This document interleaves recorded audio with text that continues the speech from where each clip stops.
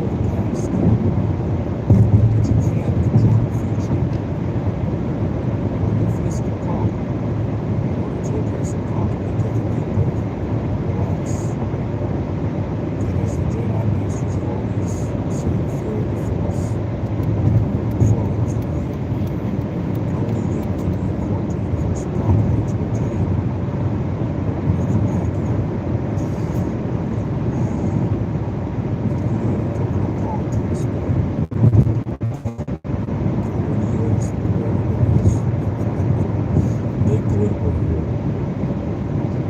And, same thing goes for them. If you're not happy with how things are going, open your mind. Maybe it's time to consider voting for somebody different than what you voted for before. Alright, when we come back from this break, I'm going to read an email that I got from a listener.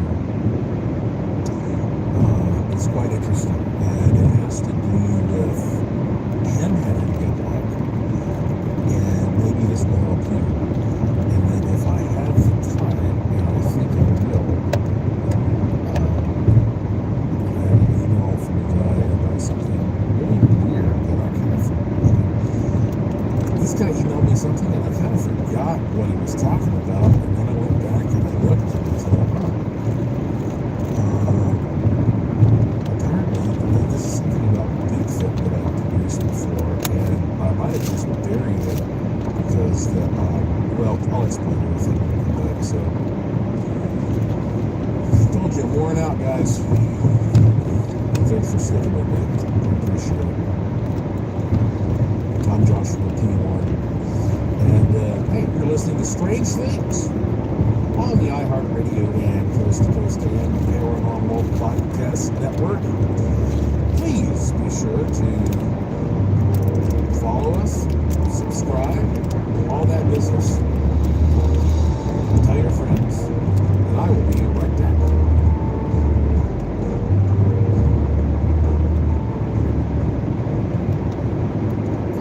People together, but for many families, figuring out where their next meal is coming from is a challenge. You can help by participating in Macy's annual Harvest of Hope Drive to benefit Utah Food Bank's middle school childhood hunger programs. Participating is easy. Now through the month of November, simply purchase an icon or a prepackaged bag of food at any Macy's store or online. You can donate any amount and all proceeds will go to Utah Food Bank. Together, we can make a difference in our communities.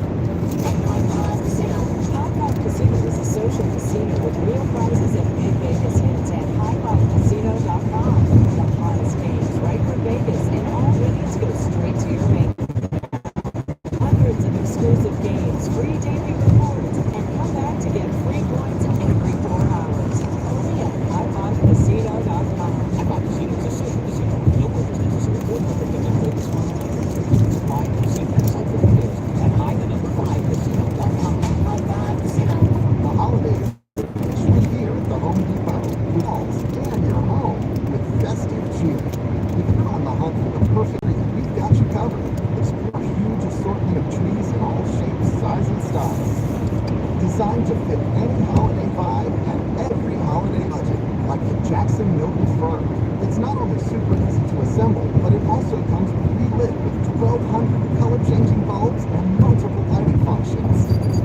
Or maybe the flocked starry light Fraser fir is more your style. With over 1,900 pre-lit network wire branches that hold their shape, this tree's ready to shine right out of the box. Whether it's trees, wreaths, or twinkly lights, we've got everything you need to make your home holiday ready. So shop now at HomeDepot.com and enjoy free delivery on most holiday decor. Subject to availability. See HomeDepot.com/delivery for details.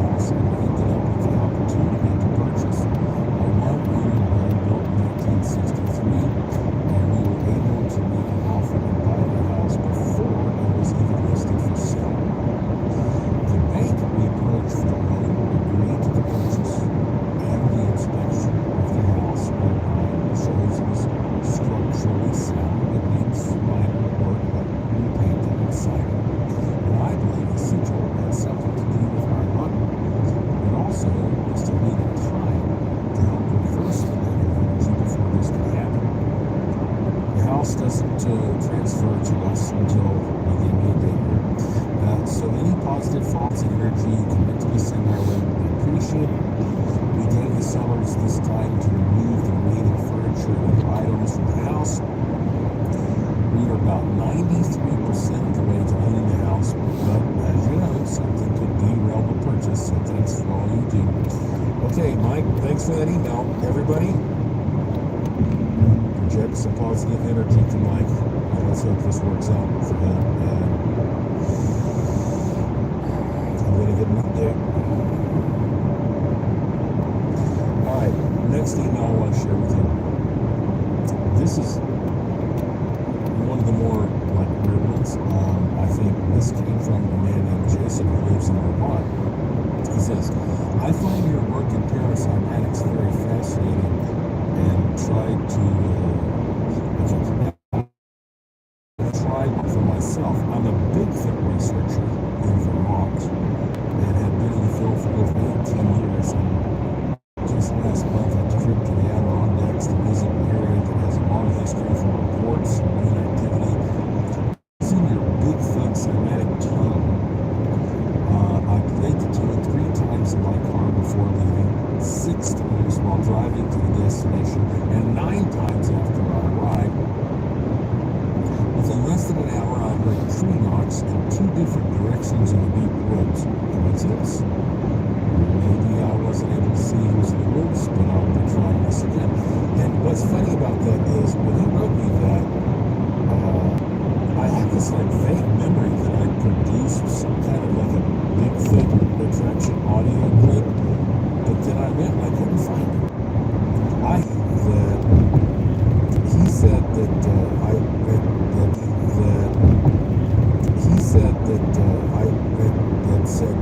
based it off of a Patterson Bigfoot photo, and I may have just pushed it aside because the people who own that Patterson Bigfoot photo are still here to do that, and maybe I didn't want to make them think I was infringing or anything. But anyway, you know what?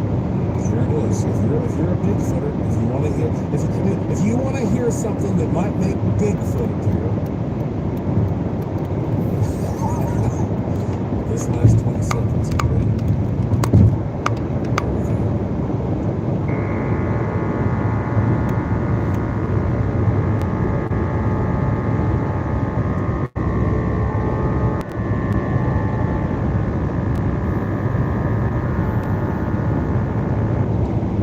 All right, so I guess if you want to see a Bigfoot,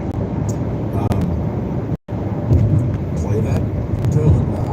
Maybe you can capture it, or maybe you can just play this audio clip. Please do not email me and ask me to send that audio to you as a special project, because I just, I'm swamped. I'm not going to be able to do that. But,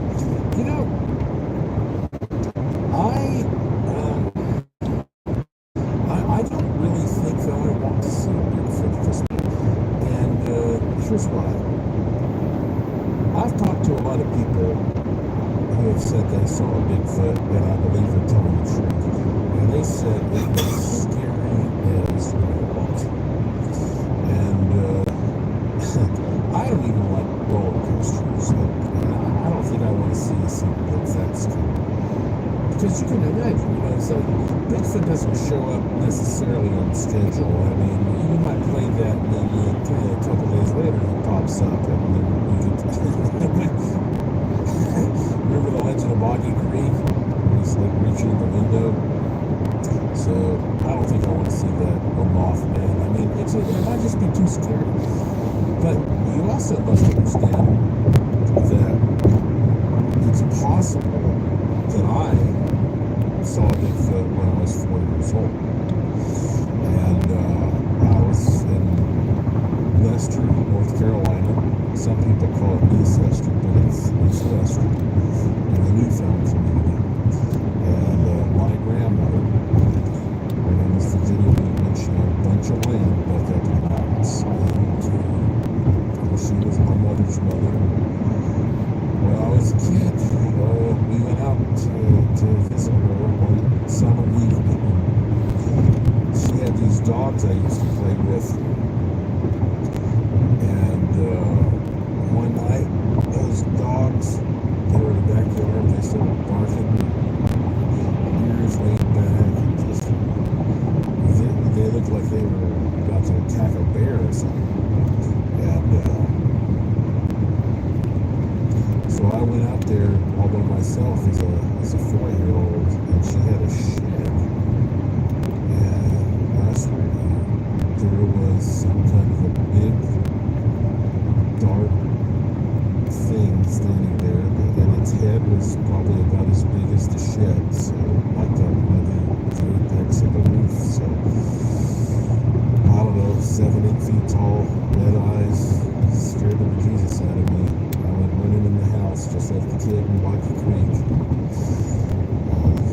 There were big footprints in the mud and all that. We just scared that you know what out of me. So maybe that's why I don't want to see Bigfoot. But anyway, looks like the clock has got us. So time for me to let this old jaw rest. And I hope you've enjoyed this podcast I produced for you. So now let's all take a deep breath. If you can, close your eyes. Enjoy the good fortune, Tom.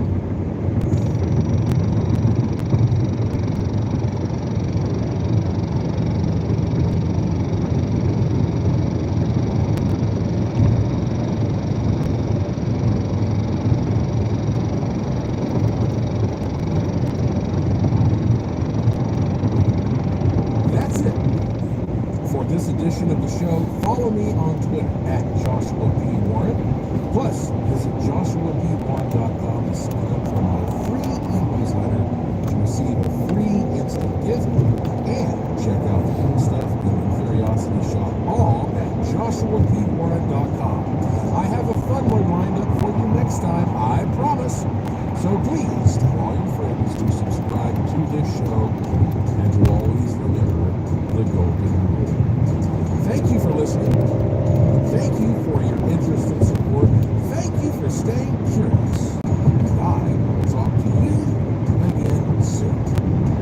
You've been listening to Strange Things, the iHeartRadio and Coast to Coast AM Paranormal Podcast Network.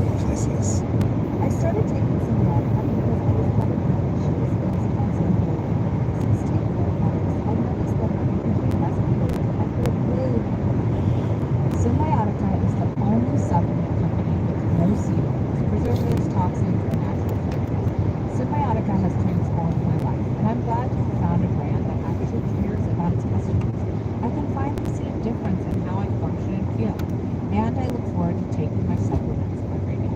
I feel more energized, alert, and balanced with high-quality supplements that work. Head over to Symbiotica.com and use code TPOD for 20% off plus free shipping on your subscription order. Welcome to the iHeartRadio and Coast to Coast AM Paranormal Podcast Network. Now get ready for Strange Things with Joshua P. Warren. Welcome to our podcast. Please be aware the thoughts and opinions expressed by the host are their thoughts and opinions only and do not reflect those of iHeartMedia, iHeartRadio, Coast to Coast AM, employees of Premier Networks, or their sponsors and associates. We would like to encourage you to do your own research and discover the subject matter for yourself.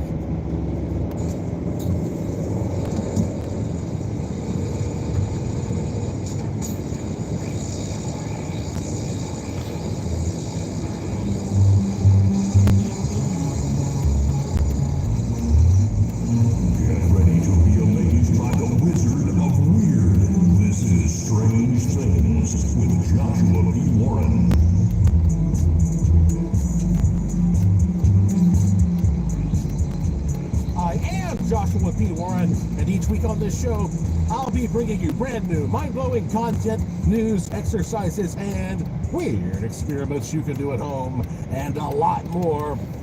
On this edition of the show, create a ghost investigator kit for pennies.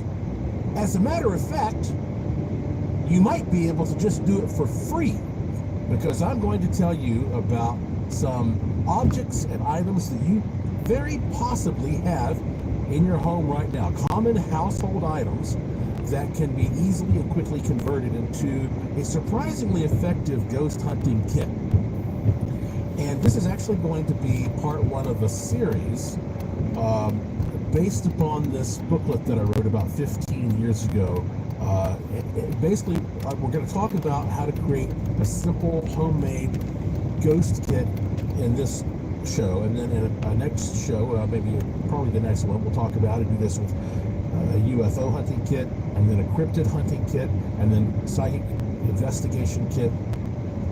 And I decided to do this because I'm recording this in the summertime, and every year around the summertime is when people start getting geared up for their fall paranormal investigations. That's prime time to go out and go ghost hunting and get into spooky things, go to creepy places and investigate all kinds of odd stories. And people contact me and say, how do you do this? What are the best tips? How do I go out and effectively investigate things? Because there's a lot of bunk out there. And so now it's a good time to start preparing for that prime paranormal investigation season. But keep this in mind. Whether or not you want to go out and be one of those people who investigates a location, or you just want to see if there might be some activity around your house or your workplace, well, you can easily use these tips. It's also a really good refresher for all of us who go out and do this sort of thing. But, keep this in mind. Anybody can be a paranormal investigator if you have the right starting point. I'm going to give you that in this show. And also, sometimes, out of the blue, you are just forced to be a paranormal investigator if something just starts happening at your home and you need to deal with it. Well, step one is properly documenting it so you can figure out what to do, or to seek advice from someone else and explain to that person what's going on. And this booklet that I wrote 15 years ago, almost 15 years ago, it's called Poor Man's Paranormal, a manual on using household items to document ghosts, UFOs, cryptids, and psychic activity right now. It has been called the Paranormal MacGyver. All right. So, again, it covers all these topics. Like, let's say, for example, let's say you wake up in the middle of the night and there's a Bigfoot running around outside your house. And you don't have a picture of it, but you go outside, you have footprints there, and you say, oh my God, I don't have any plaster of Paris. How do I make a cast? I don't know anything about how to make a cast. Well, You grab this information. I tell you how to go in your kitchen, find the stuff to make a cast so you can preserve it. Okay, that's the kind of thing I'm talking about.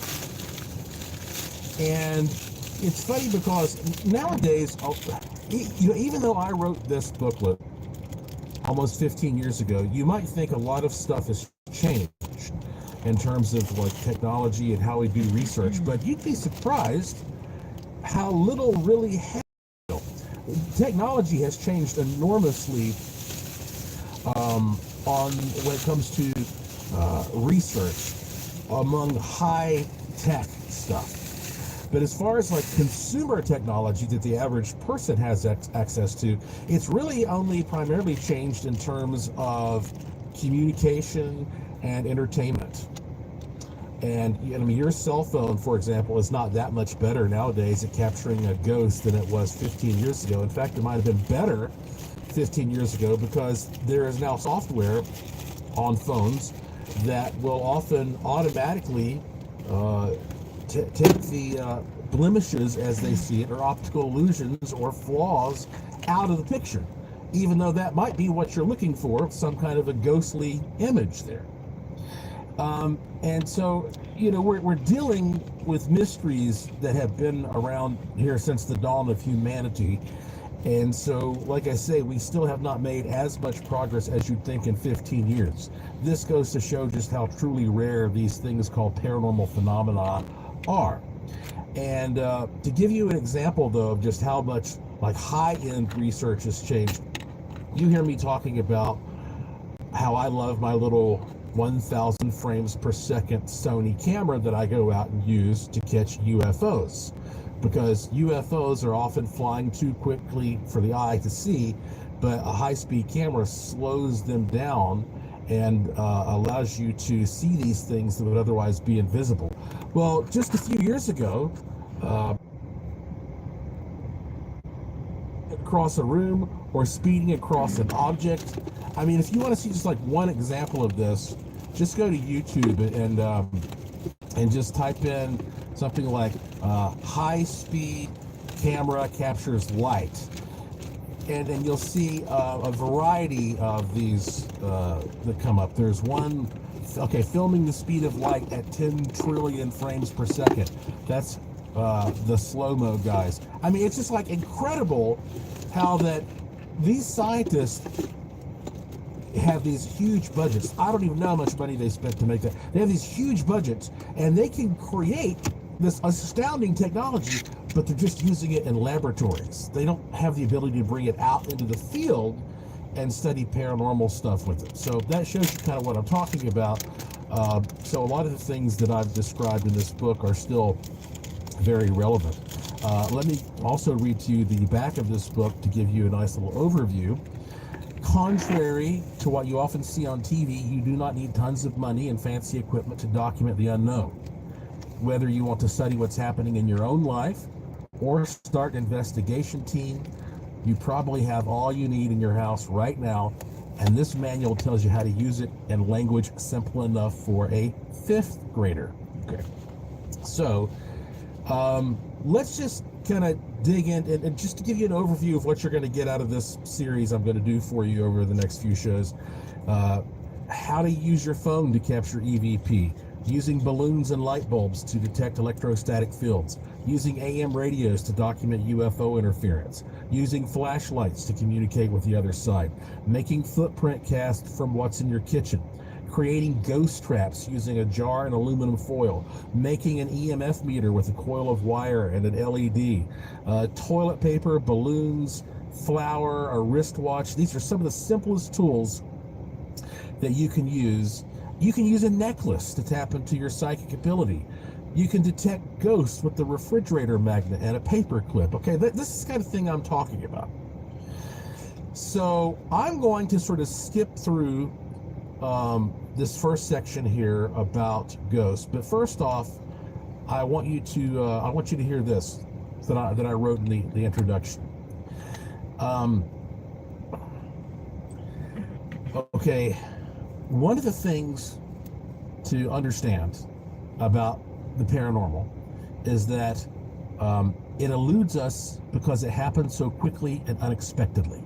It can take lots of time to set up an elaborate system properly calibrated to measure intricate data, but in the real world, you must be flexible and able to promptly improvise and create your research strategy.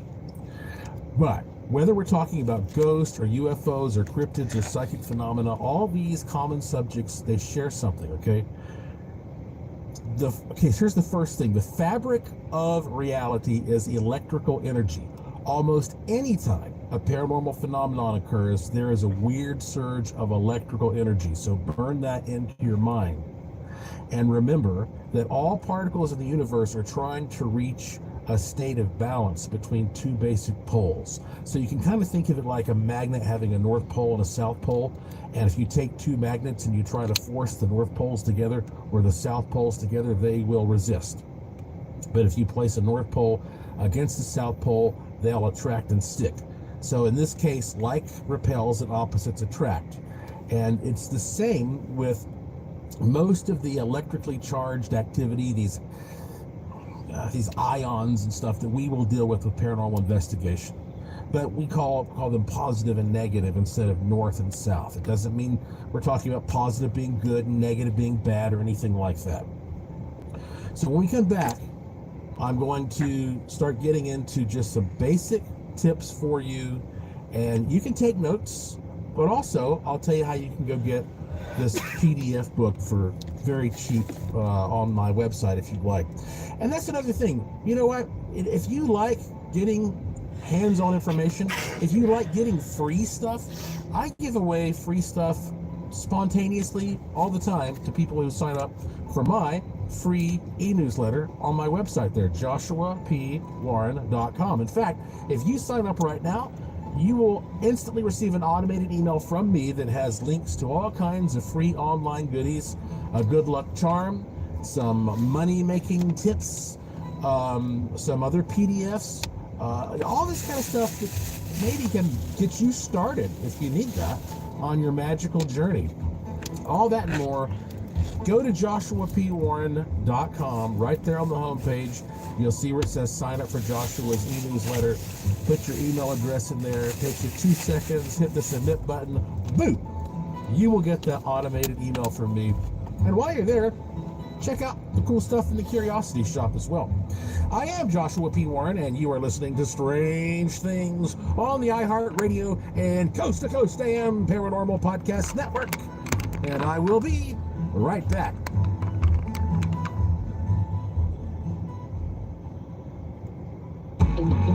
Stay right there. There's more Joshua P. Warren coming right up.